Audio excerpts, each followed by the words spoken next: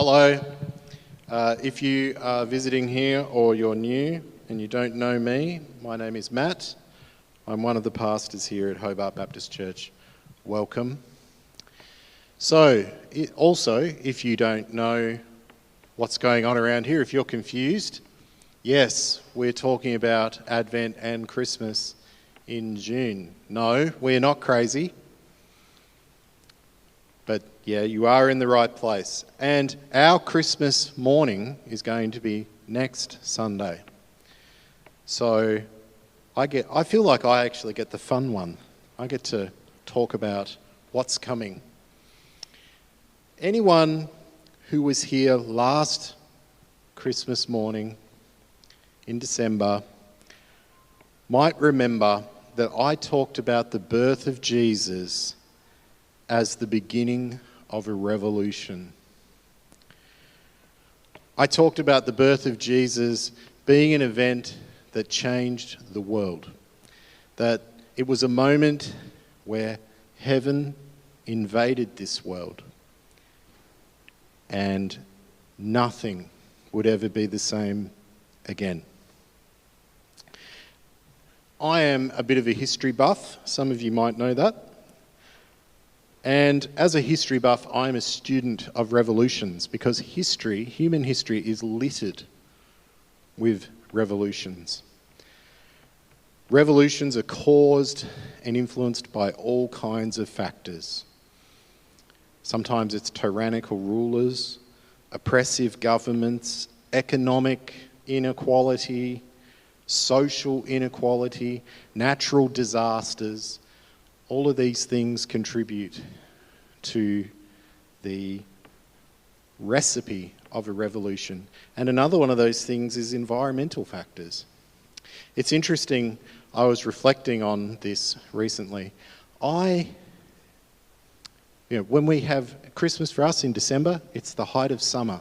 And I have a really hard time imagining a revolution happening at the height of an Australian summer, when we're all sunning ourselves on the beach, we're all too hot to be bothered doing anything, we're watching the cricket. I just can't imagine a revolution happening at a time like that. But in the winter, when we're cold, when it's dark, perhaps when people are hungry, looking for shelter, feeling a bit angsty because of the gloomy weather, yeah, I can imagine a revolution happening at a time like that. So I actually think looking at Christmas during our Tasmanian winter is very helpful because it helps us, I think, to understand a little bit about what was going on for the people who experienced the first Christmas. They were cold. It was dark, it was gloomy, it was all of those things. And so it helps, I think, to put us into their mindset a little bit. I don't actually like December. It's funny. It's not funny. I have very negative associations with December for a whole number of reasons. And it amuses me, though, when I look at it. Kylie used to tell everyone, Matt hates Christmas. And that is not true. No. Matt hates December. Our tradition here of celebrating Christmas in winter has been a gift to me because it's given me an opportunity to engage, interact with, think about Christmas without all the baggage that I have associated with the month of December. And so I really think on a personal level, but also a community level, there is something to this idea of thinking about Christmas during winter. You would have to be living under a rock to not know that the Dark Mofo Festival has been happening in Hobart over the past few weeks. Is it still going or is it finished? It's still going. Has anybody been to any of the Dark Mofo events? Don't be afraid to admit it. I have. A couple of us. Okay. Kylie and I went along, I think it was last Friday night, to a concert by the Tasmanian Symphony Orchestra. They were performing the music of a quite famous modern composer named Max Richter. Michael knows all about this. Yep. So they were performing two pieces. The second piece was Max Richter's interpretation of Vivaldi's Four Seasons, which is my favourite piece of classical music. So I loved that. But the first one was an original work called Voices.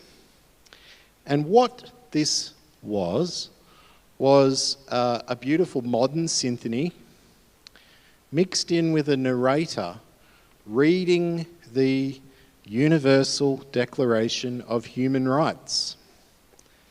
And it was actually quite spine-chilling. Has anybody actually heard of the Universal Declaration of Human Rights? More people than I expected. This is good. So what was the Universal Declaration of Human Rights? Well, it came out of the foundation of the United Nations. And the United Nations came out of the end of World War II.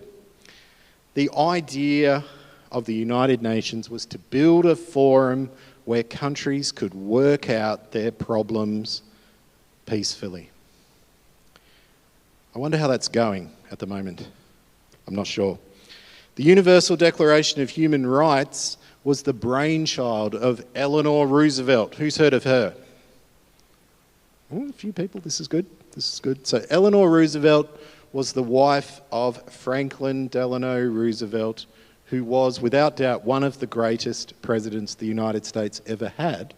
And yet, she might have been the more impressive person. The idea of the Declaration was to create a framework for human rights and government behaviour for the whole world.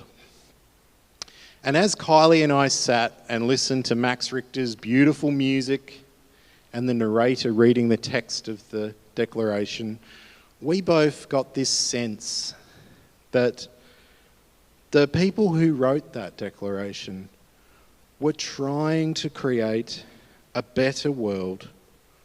It was this wonderful attempt to try to create a better world, but there was a problem with it. And the problem was God is left out of it. The Declaration is a beautiful document. In fact, it actually almost reads like a secular Sermon on the Mount as a plan for a better world. And I'm actually going to read you some of the highlights. Don't be scared, it's not that long. I will say, this was a 9-page document that I've whittled down to 1.5. I'm going to read some things to you, and I want you to think about both the beautiful intentions that were on display in this document, but also all the ways where we have fallen short of the values that it's got here. All human beings are born free and equal in dignity and rights. They're all endowed with reason and consciousness and should act towards one another in a spirit of brotherhood. I think we can all say amen to that. Everyone is entitled to the rights and freedoms of this declaration without any distinction, such as race, colour, sex, language, religion, political or other opinion, national or social origin, property, birth or other status. Everyone has the right to life and liberty. No one shall be held in servitude or slavery. It's very sobering to think that in 2023 there is still slavery and indentured servitude in our world, despite the fact that nearly 80 years ago they tried to stamp it out. No one should be subjected to torture. Everyone has the right to recognition as a person. No one should be subjected to arbitrary arrest or detention. No one shall be subjected to arbitrary interference to his privacy. Everyone has the right of freedom of movement and residence within the borders of a nation. Everyone has the right to seek and enjoy asylum from persecution. That one, for us in Australia, is a little bit sobering to think about. We signed this. We agreed to it. Everyone has the right to asylum.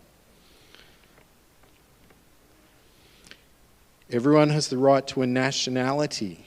Marriage should only be entered into with consent. The family is the natural and fundamental unit of society and should be protected by the state. Everyone should be able to own property. Everyone has the right to freedom of opinion and expression. Everyone. Everyone has the right to the freedom of assembly.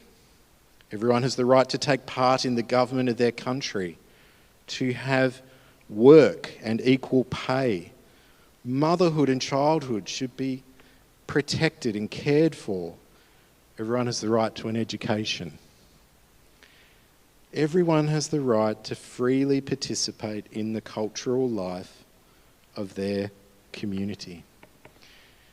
It is a beautiful document with beautiful values and intentions. They were trying to build a world where everyone was valued and seen, a world where everyone mattered.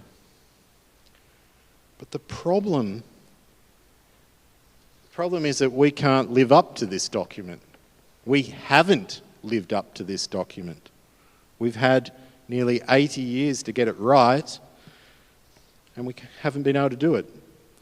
Our problem as humans is that we have great and beautiful ideas, but because we're all broken and flawed, we can't actually build the world we wish we had. So as beautiful as that document is, it seems to me to be an attempt to build a kingdom without a king. Humans have been trying to build a perfect, or at least a better world, I think, for as long as there's been recorded history. Just a few examples. The Pax Romana of the first century was Rome's attempt to pacify the world and civilize the world. Sure, they were conquering it too, let's not leave that out, but they were actually trying to make things better. We have the twin 18th century revolutions in France and America. And all of the inspired and important thinking and documents that came out of those two revolutions that have changed and influenced the way we think about government, human rights, and freedom. In the early 20th century, the followers of Marx and Lenin tried to change the world again. They tried to reshape government and social structures. They did it in whole nations. These are just a few examples.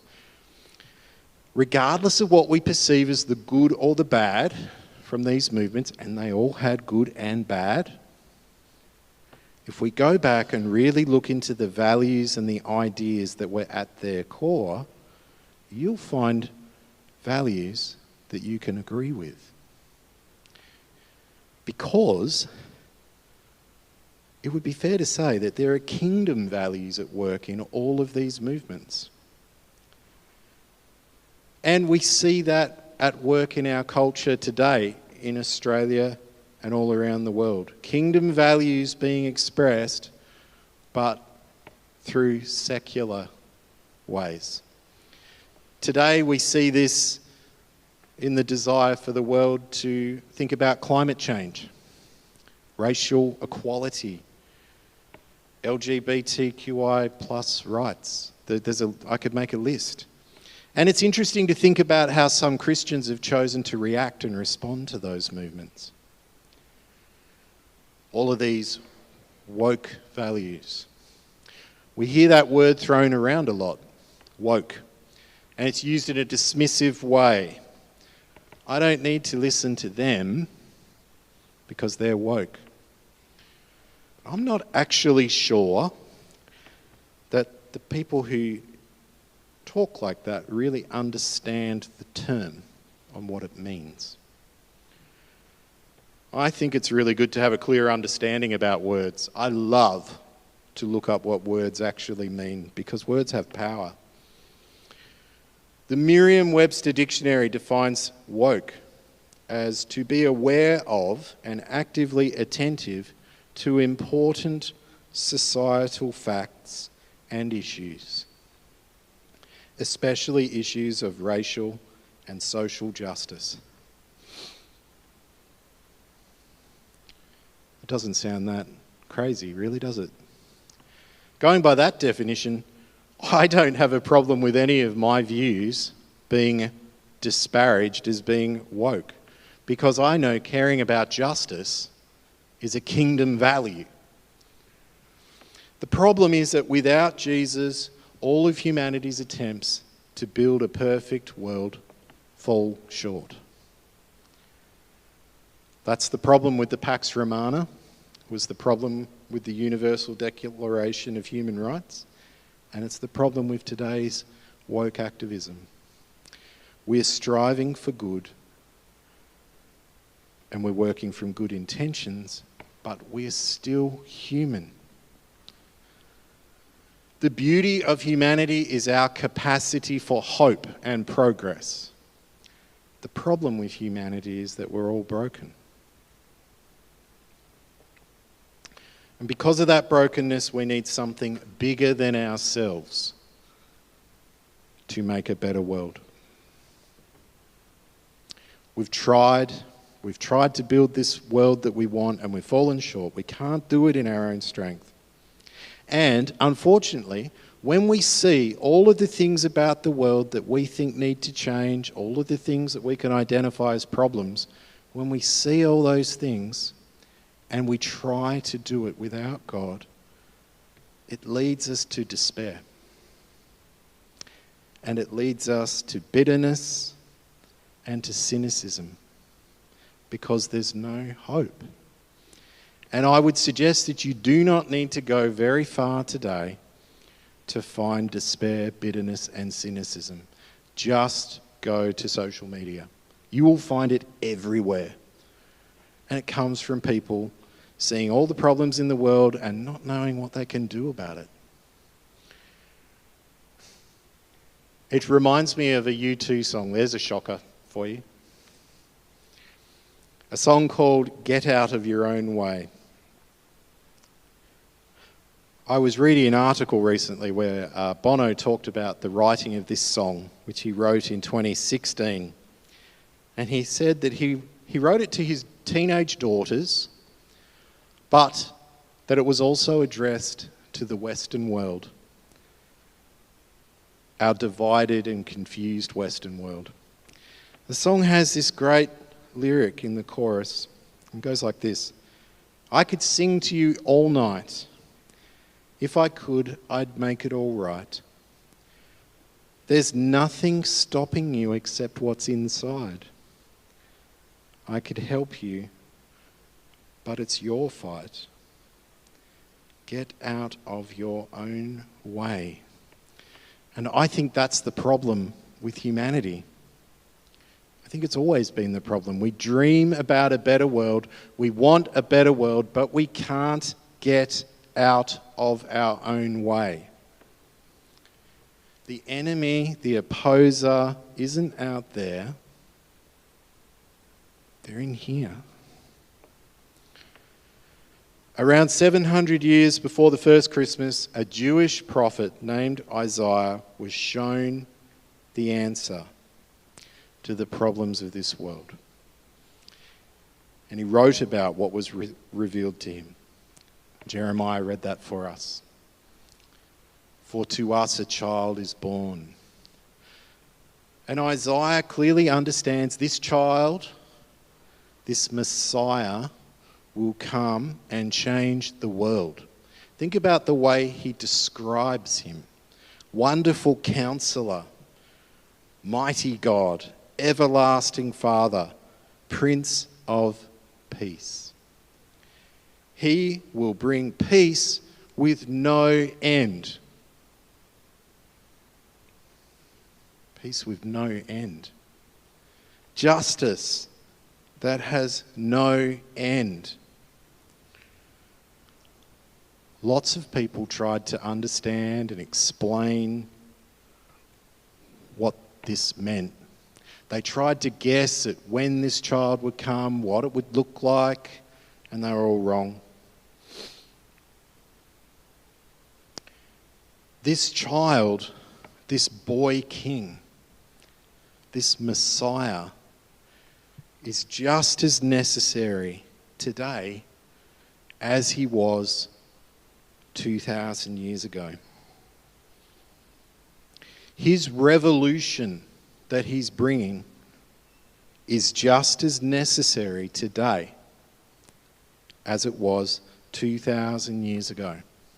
We need his revolution. We need heaven to invade this world and overthrow its disorder. We need it because no matter how hard we try, we can't build the world we know we need by ourselves. We can't bring justice, lasting justice, to the world. But he can. We can't bring lasting peace to this world. But he can. We can't build a world where everyone matters. But he can. The people walking in darkness have seen a great light. Ryan, there's meant to be a star up on the screen. There it is. The people walking in darkness have seen a great light. Come thou, long-expected Jesus, born to set thy people free from our fears and sins. Release us. Let us find our rest in thee. Israel's strength and consolation, hope of all the world thou art, dear desire of every nation, joy of every longing heart. Born thy people to deliver, born a child and yet a king, born to reign in us forever. Now thy gracious kingdom bring. By thine own eternal Spirit, rule in all our hearts alone.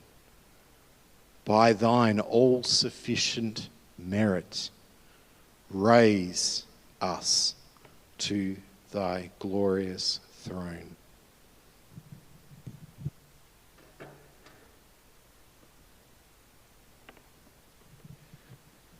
Thank you, Matt. I do have a few questions for you, so... I'm not surprised. Again, buckle yourself in. Are all human efforts to improve our world doomed to failure? Why do or why should we try? Our world gets better. I don't think anybody would argue that the world of today is not better than the world of the first century in many ways.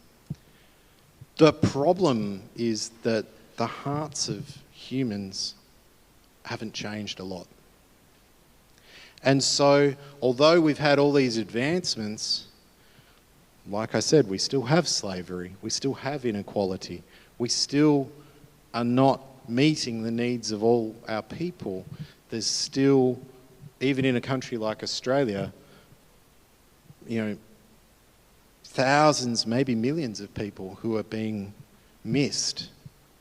And we've yet to find a way of organising our society that fixes that. Do you think there's any value in people themselves making those efforts to bring change?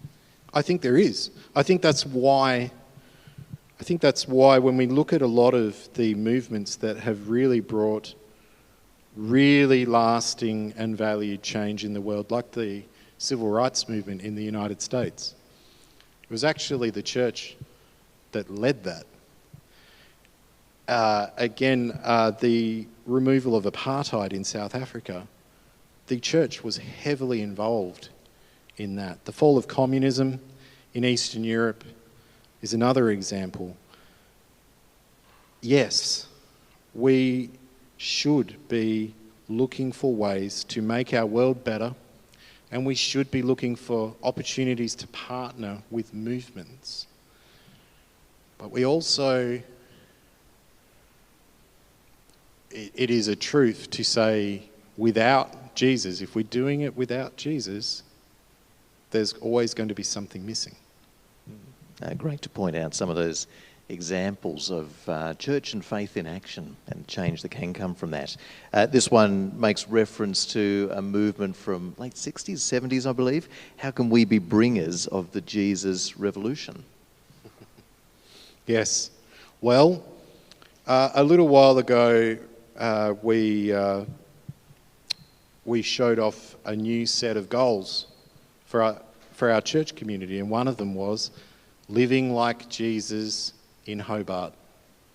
And I really think it sounds like a trite answer, but I really think the simple answer to that is go read the scriptures, look at how Jesus lived, and go live like Jesus in Hobart. There is no better way to bring hope and speak hope into a city and a community than to do that. Thanks, Matt. Now, there are there's some debates going on, of course, in society. The church has got involved from time to time with some of those debates, and all sorts of perspectives. In the church is a broad community. That's a good way to put it. This question touches on some of that. Does the evangelical church have a problem accepting human rights? That's a really good question.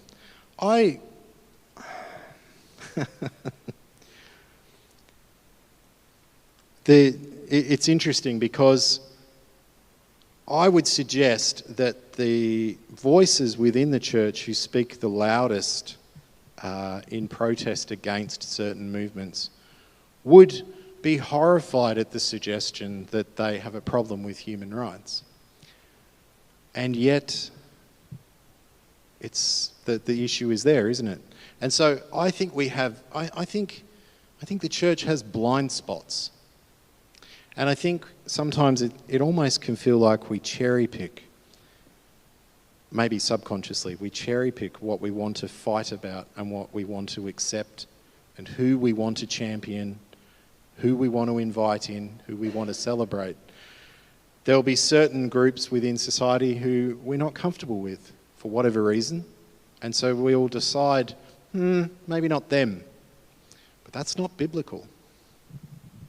Thanks, Matt. A challenge. And just to finish with a personal application as well, how do I change as I go from here and into tomorrow from the same old routine and thinking and truly live with Jesus as King? What does that look like? Well, I was only having this conversation very recently with a friend, and I had this explained to me once like this. What is a kingdom? A kingdom is a place where the king's will is done. That's the most base definition of what a kingdom is. And so the question is, who's the king? Who's in charge of your life? And if it's Jesus, that's the way to live. That's the way to do it. That's the path that gives life, is living with Jesus as king. Unfortunately, it is really easy, even for followers of Jesus, to slip into living with yourself as king and pleasing yourself. We all do it. I do it too. Everybody does it. So we need to constantly be challenging ourselves, checking in with ourselves. Who's actually in charge here? Who am I pleasing? Because if I'm just pleasing myself, I'm not getting anywhere. An encouragement to be returning to our spiritual disciplines, I think, isn't it, in terms of the way that we connect ourselves with Jesus and understand his mission for our lives as well. Thank you, Matt.